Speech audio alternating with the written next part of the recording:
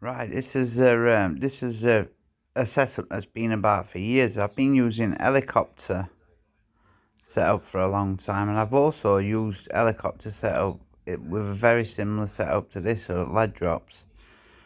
But I'm going to be using a lot of PVA bags now. That's rigid because at that end it's rigid there. Because I've put a blob of super glue here, because there's nothing worse than the lead core coming through, and it always comes through after time. So I put a blob there, and then I half it and put a blob in the middle, and then I half the halves again and put a blob in the middle of each one of them. So it does help. It does help as well. It lasts a lot longer. Even though I've noticed that older lead core, it was far more. I think lead were thicker or something that were in it, because it seemed to last a lot longer than this new stuff. It's like everything that they brought out now. It's all about getting it to break down fast, so you have to buy more. But I have noticed I've gone with this as Coda cable. Now I do like this, but the lead in it is very, very thin, and it's brittle, really, really brittle. The slightest little bit of contact and it breaks, and then it'll come through sheath in the side of it there.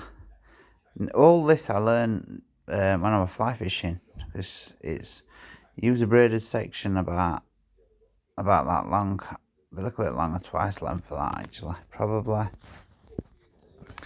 What this one probably won't even bother you like, but about that length I used to use off the end of your fly line. You splice it onto your fly line with a blob of super glue, and then you have that end which you tie your mono to with your flies and droppers on and stuff, your nymphs.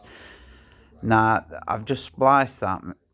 I hate going with short boat splicers, because I've had so many go on me, and I never have mine go. And I ain't just saying that, I never ever have mine go. Mine never go.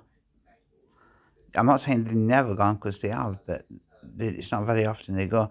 And I think it's because I'm doing these little extra things like blobbing, and you don't have to do it as well. I sometimes don't put glue on them, and they're fine, but the glue's not for security reasons. It's more to do with that I don't want that lead coming through. The lead coming through the side of braid.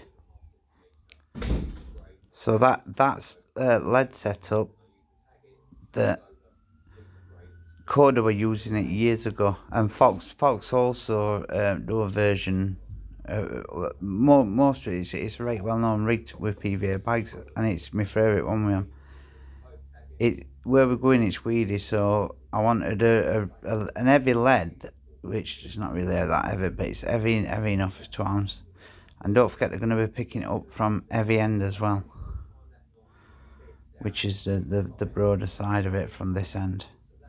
So they're getting the full weight of it from there. But the thing about it, this what I love is, the minute that the fish picks it up, the bag's dissolved, and fish picks it up, and it decides to take off, it pretty much picks it up, shakes again, and off it comes. It's great for that, absolutely great for that. And I think it's probably going to be the best way of getting fish out of that clear water safely, without losing any of them to weed and rest it crap that's in the place. So I would definitely give that a go if you've not done it before. I suppose most of you may have seen it before, but some of you might not have. That's the reason I put stuff on. Feel free to put videos and stuff on this page now. It's no longer just about format baits. It's a fishing page for people that fish Treaton and other places. Just share your info and knowledge. There's a few out there that have only just started, so feel free to post. Cheers, guys. If you struggle with splicing and you want me to do a video about splicing, I've got 3 more of these to do, so I would do it if you want it, but if not, I am. doing it if everybody knows how to splice. There's loads of videos out there, but I could do it a little bit slower than perhaps on YouTube, so just let me know if you want that.